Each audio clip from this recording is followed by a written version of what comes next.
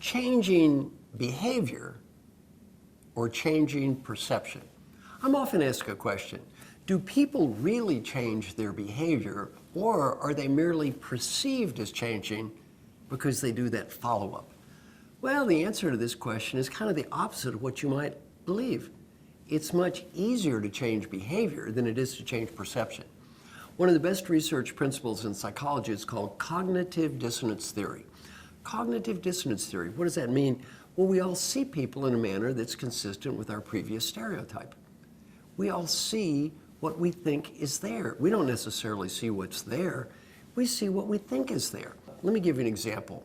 Let's imagine that I think you're a bad listener. Well, once I have that stereotype, I'm going to look for bad listener in whatever you say and do until I find bad listener. Let me give you an even simpler example. Let us imagine your problem is you make too many destructive comments about other people.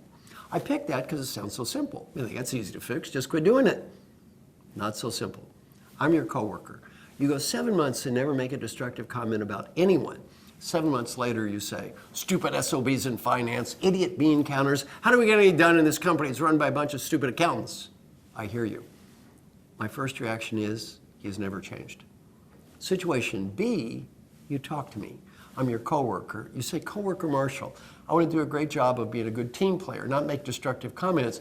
Give me ideas to help me in the future. I don't believe you're going to change. I don't believe you're going to change. Everyone I coach, you know what I teach them? If you practice this good stuff when you start out, you know what's going to happen? Well, your coworkers are probably just going to laugh at you behind your back. They don't believe you're going to change. Then I always say, if you practice these good techniques at home, our family members won't laugh at us behind our back. They're just going to laugh in your face. Well, nobody thinks we're going to change. What happens, though, 2 months later when I do the follow-up and I say, you know, Mr. Coworker, it's been 2 months. I said I want to be a great team player, not make destructive comments. Based on the last 2 months, give me ideas for the next 2 months. Now what happens? The coworker goes, you're doing a good job. Keep it up. It's been 4 months. It's been 4 months. Good job. Keep it up. It's been 6 months. You know, to be honest, I didn't think you'd change at all. It's been 6 months. You've worked very hard. I'm proud of you. Keep it up. 7 months later, stupid SOBs in finance, idiot bean counters. The coworker says, you know, you shouldn't have said that. You went 7 months without doing that. You say, you're right, I'm going to apologize. Situation A, did behavior change? Yes. Did perception change? No. Situation B, did behavior change? Yes. Did perception change? Yes.